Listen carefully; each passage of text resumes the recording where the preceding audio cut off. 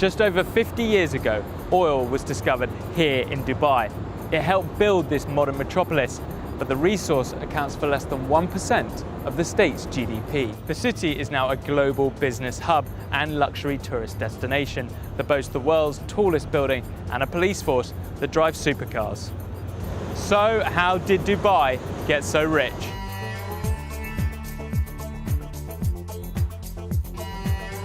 One of the main sources of Dubai's wealth is from its prosperous maritime activities.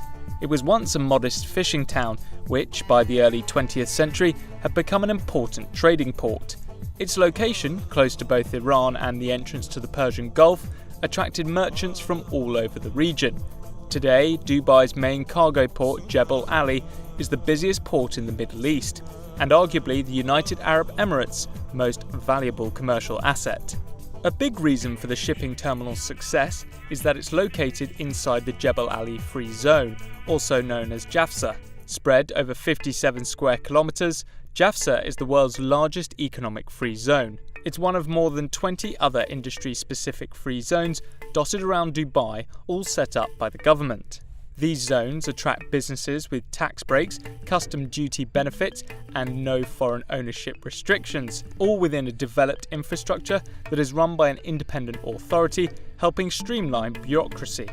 Within JAFZA are now several thousand companies, accounting for more than 20% of total foreign investment in the UAE.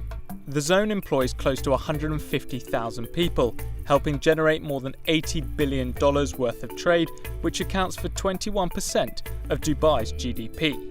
Extensive development in the city has come at a cost, however. The UAE has the world's 6th largest migrant population, with foreigners making up more than 80% of the people living in the country. The majority of that workforce is made up of South Asians working on construction sites for low wages and long hours in poor conditions, often unable to return home because their passports are withheld.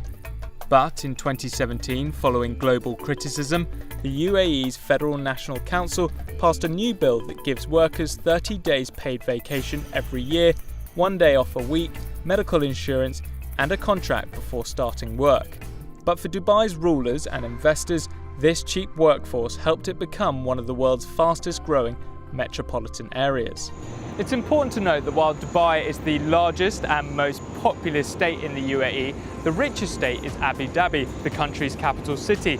It currently holds 9% of the world's proven oil reserves. Back in the 1930s, Abu Dhabi began to discover its rich oil reserves, while its neighbour Dubai had failed to find any. This occurred around the same time as the decline of the pearl industry, the Gulf's main source of income, creating friction between the two emirates. Tensions escalated into an armed conflict following a border dispute in 1947. British intervention did lessen hostilities, but it didn't stop Dubai falling into a deep depression, leaving many residents starving and having to flee to other parts of the Gulf. It was clear that something had to change. Enter Sheikh Rashid bin Zayed Al Maktoum. Soon after becoming the ruler of Dubai in 1958, he decided to go on a bit of an infrastructure spending spree. To do this, the Sheikh took out big loans, in addition to the money still coming in from the state's maritime trading activities. He spent the money establishing private companies, which then built electricity lines, telephone services, more ports, and Dubai's first airport. Much of the development in Dubai and across the Emirates has been facilitated by the British government. The two countries' relationship began back in the late 19th century when the UK agreed with the Sheikhs to establish the region as a British protectorate in return for diplomatic concessions. It's clear to see that the UK still maintains a strong business relationship with the Emirates, particularly Dubai. That is the London Gateway Port, a new deep-sea container terminal 25 miles east of the city.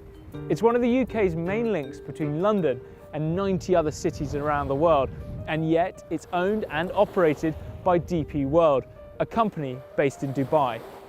It was 1966 when the UK and Dubai relationship became increasingly lucrative, following the Gulf state's discovery of its first oil field.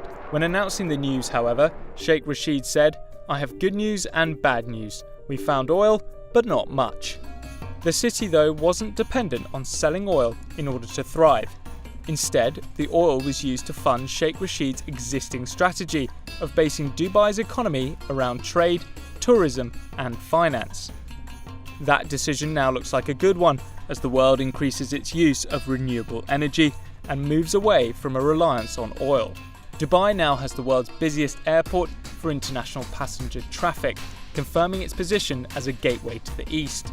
But it's no longer just a stopover, it's also become a destination for millions of visitors. The state's vast infrastructure made this possible, but for many years it was largely unused.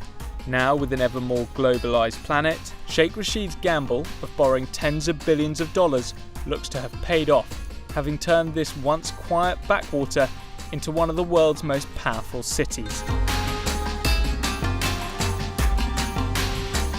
Thanks very much for watching, everyone. If you want to see more of our videos, check out these, and feel free to comment below for any future topics you'd like us to cover. And remember, don't forget to like and subscribe.